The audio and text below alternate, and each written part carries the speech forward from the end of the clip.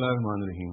एक बहुत important misconception जो इस्लाम के हवाले से ख़वातीन के ज़िम्मे में पाई जाती है वो मर्दों का तादीबी इख्तियार है या शोहरों का वो तादीबी इख्तियार है जो कुरान मजीद की रूह से उनको हासिल है। इस ज़िम्मन में चूँकि इस मसले को इसके प्रॉपर पर्सपेक्टिव में आमतौर से समझा नहीं जाता तो ये गलतफहमी पैदा होती है कि एक मर्द जो है वो जब चाहे अपनी बीवी पर ये तादीबी इख्तियार को इख्तियार कर सकता है। ये बात जान लेनी चाहिए कि इस्लाम की नज़र में एक सोसाइटी का जो बेसिक बिल्डिंग ब्लॉक है, जो बेसिक यूनिट है, वो एक ख़ानदान है, एक फैमिली है। और ख़ानदान या फैमिली की स्मूथ फंक्शनिंग के लिए ये ज़रूरी है कि उसको एक सरबराह के तहत ऑर्गेनाइज किया जाए, उसका एक सरबराह होना ज़रूरी है। और कुरान मजीद ये कहता है कि बात खसाइस की वजह से मर्द को ये जिम्मेदारी सौंपी गई है कि वो ख़ानदान का सरबराह हो। और कुरान मजीद ये कहता है कि ज़रूरी है कि जो ख़वातीन हैं, जो नेक ख़वातीन हैं, फ़स्सालिहात व कानितात, के वो अपने शोहरों की फरमाबरदार रहें। दूसरे लफ्ज़ों में आप ये समझिए कि उनको एक हारमनी का, एक ओबीडियंस का रवैया अख्तियार करना है और फैमिली सेटअप को डिस्टर्ब नहीं करना। कुरान मजीद ये कहता है कि आम हालात में सोसाइटी को और फैमिली को इस तरह से फंक्शन करते रहना चाहिए। अलबत्ता बाज़ ऐसी सिचुएशंस पैदा हो जाती हैं या हो सकती हैं जिसमें एक खातून अपने शौहर के इस इख्तियार को चैलेंज करने के उधर पे हो जाए और जो इख्तियार मर्द को सरबराही का हासिल है वो भी उस इख्तियार की ख्वाह हो या कम से कम अपना रवैया वो इख्तियार करे जो इस इख्तियार के साथ ही मशरूत होता है।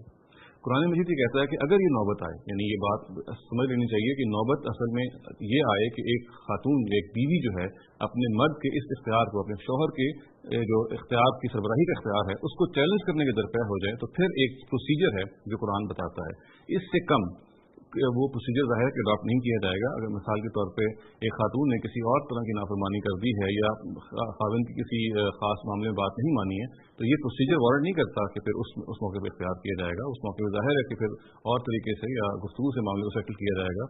ये जो प्रोसेस है जिसको हम डिस्कस करेंगे ये सिर्फ और सिर्फ तब ज़ेर बहस आएगा या इसको इख्तियार किया जाएगा जब खातून कुरान मजीद के अल्फाज में नशूज़ इख्तियार करेगी। और नशूज़ का मतलब यही है कि वो खाविन की अथॉरिटी को चैलेंज करने के दरपे हो जाएगी। कुरान मजीद ये कहता है कि सबसे पहले जो इस सिलसिले में बात बयान हुई है कि वल्लाती तखाफून नुशूज़हुन्ना फ़ाइज़ूहुन्ना वहजुरूहुन्ना फिल मज़ाजिअ वज़रिबूहुन्ना, यानी उन ख़वातीन से जिनसे तुम्हें सरताबी का अंदेशा है उनको सबसे पहले नसीहत करो और इसके बाद उनको उनके बिस्तरों में तन्हा छोड़ दो और उसके बाद उनको जिस्मानी तादीब करो। गोया कि ये स्टेप्स बता दिए हैं कि वो ख़वातीन जो नशूज़ का रवैया अख्तियार करती हैं उनसे कैसे निपटा जाए। और देखिए कि इसमें जो बुनियादी इंटेंशन है इस्लाम की वो ये है कि ख़ानदान के सेटअप को प्रिजर्व किया जाए।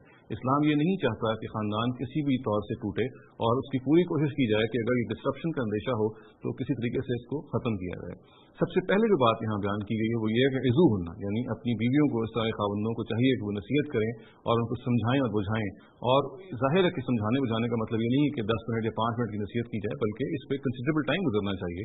और नसीहत का एक बाकायदा एटमोसफेयर है जिसके तहत एक खाविन को कन्विंस होना चाहिए कि उसकी बार बार नसीहत के बावजूद उसकी जो बीवी है उसकी बात नहीं मान रही। और अगर ऐसा है तो फिर कुरान मजीद ये कहता है कि अगला स्टेप इख्तियार करना चाहिए और वो ये है वहजुरूहुन्ना फिल मज़ाजिअ, यानी ऐसी ख़वातीन से सिनफी ताल्लुक़ से परहेज़ करना चाहिए, फिर उनको बिस्तरों में तन्हा छोड़ देना चाहिए। और ज़ाहिर है ये इस बात का इजहार है कि खाविन उसकी इस रवैये से वो ज़ाहिर है कि नाराज़ है, उसमें डिस्ट्रेस पाया जाता है और वो चाहता है कि वो इसमें उनको अपनी इस्लाह करें।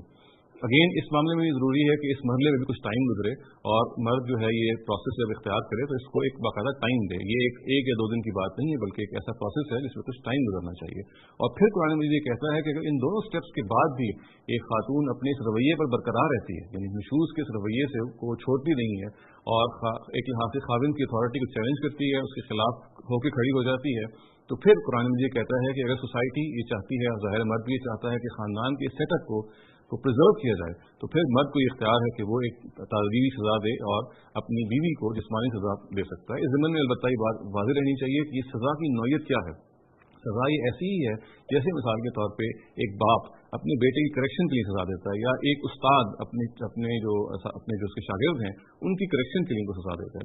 गोया कि एक करेक्टिव सज़ा है, इसके अंदर कोई इंतकामी पहलू नहीं पाया जाना चाहिए। और नबी सल्लल्लाहु अलैहि वसल्लम ने खुद फरमाया कि ज़रबन गैर मुबर्रिहन, अगर इसकी नौबत आ जाए तो फिर ये सज़ा ऐसी नहीं होनी चाहिए जिससे कोई मिसाल के तौर पर ज़ख्म का निशान है जो बाकी रहे, बल्कि इसकी नौयत बिल्कुल एक करेक्टिव मेजर की होनी चाहिए। इसके बारे में ये बात भी जान लेनी चाहिए कि जैसे कि मैंने शुरू में अर्ज़ किया कि जो स्टेप्स आउटलाइन किए गए हैं ये सिर्फ और सिर्फ खाविन की अथॉरिटी को चैलेंज करने के ज़िम्मन में ज़ेर बहस आएंगे, उनको इख्तियार किया जाएगा। आम डिसोबीडियंस जो है उसका ताल्लुक इस आयत से बिल्कुल नहीं है। اور پھر ایک اور بات جو واضح رہنی چاہیے وہ یہ ہے کہ اس اختیار کو ایکسرسائز کرنے میں، یعنی اس اختیار کو ایکسرسائز کرنے میں یہ ضروری ہے کہ ایک شخص، ایک مرد اپنے حالات کو، سوسائٹی کے حالات کو دیکھے. اختیار کا ایکسرسائز کرنا کبھی بھی واجب نہیں ہوتا، کبھی بھی آبلیگیٹری نہیں ہوتا، یہ ہمیشہ حالات کے ساتھ مشروط ہوتا ہے. انسان یہ دیکھتا ہے کہ جس سوسائٹی میں وہ رہ رہا ہے، جن حالات میں وہ رہ رہا ہے، وہ جو بنیادی مقصد ہے وہ ان سے اچیو ہو رہا ہے یا نہیں. دیکھیں، بنیادی مقصد وہی ہے کہ خاندان کے سیٹ اپ کو پرزرو کیا جائے، خاندان ہر حال میں اس کو برقرار رکھا جائے.